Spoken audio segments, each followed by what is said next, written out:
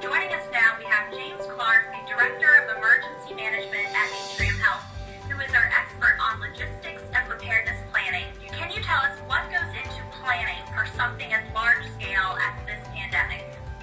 Certainly. So I think one thing should be said is that these type of incidents, such as a pandemic, are really unprecedented. So planning begins well in advance, but when you get into an incident that is this size, you really got to be nimble throughout, as you can't plan for everything. So your plans become the guidelines, and as you adapt to the incident and what you're trying to manage or coordinate, you really rely on the team of experts that's around you to develop what those plans are in real time so that it can be executed within the response phase to hopefully stabilize the incident as quickly as possible to get back to recovery, back to normal operations. So planning's a large part of what we do, thinking about the what-ifs, looking at the downrange planning assumptions of things that could happen. But then when you're into the response, such as what we are now, using those ideas, those thoughts, those plans that were on paper, and then molding them into how they can be adapted for the need of what you have presented at you at the time. James, you talked about this a little bit just now, but I think a lot of people would be interested in hearing more specifics when you go from the planning phase to execution.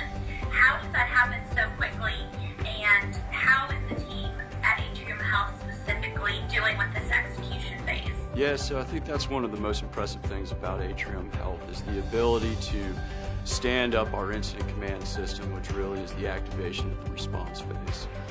We can do that extremely quick, matter of minutes really, and then from there we begin to build the size of the response that we need to meet the demand of the response as well. So we're very scalable here at Atrium Health.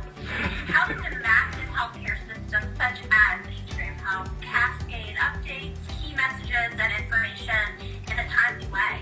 Sure. Well, we have an awesome communications team, and again, through our incident command, we have a specific position, our public information officer, that manages our internal and our external communications. And so we have a rule of thumb: we like to communicate or over-communicate and communicate often. So as the incident is changing rapidly, we want to make sure that all are informed. Again, our teammates internally, and then also our communities that we're serving. James, looking ahead into the weekend and even next week, what's next for you? What are you all working on right now? Well, I think the real question is what we're not working on.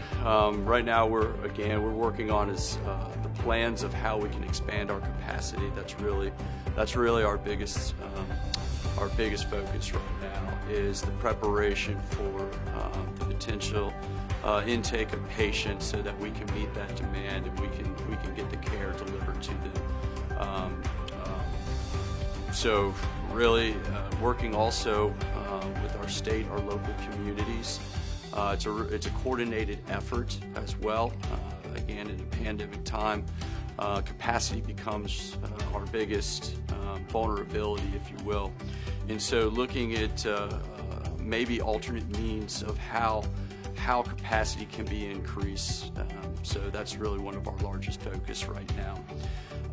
Also the protection of our healthcare workers, and ensuring that our care teams have the ability to care for those patients in potentially large numbers. We haven't seen those now. But back to that planning stage, even when we're in response, we're still planning for the next thing that could be occurring downrange.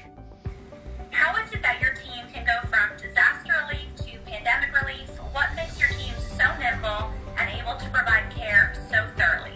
Yeah, that's a great question, and really it comes to the focus that we focus on all hazards. So whether it is the hurricane, or whether it's a security event, or an infectious disease, my team has the national framework of the incident command system, which we employ into Atrium Health. and then we rely on our key experts to help guide those decisions that need to be made for that specific type of event. So my team's focus is on the standard practice, and that standard practice of the incident command allows us to integrate into our community, our state, and our federal partners.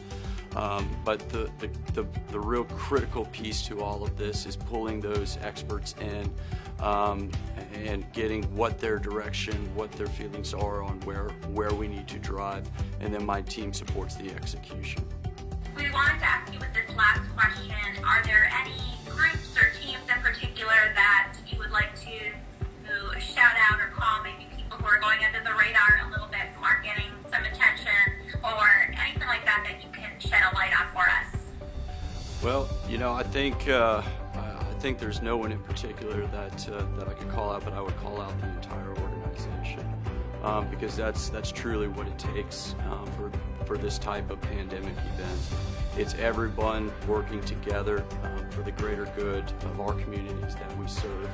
I extend that to our community, our state, our federal partners as well.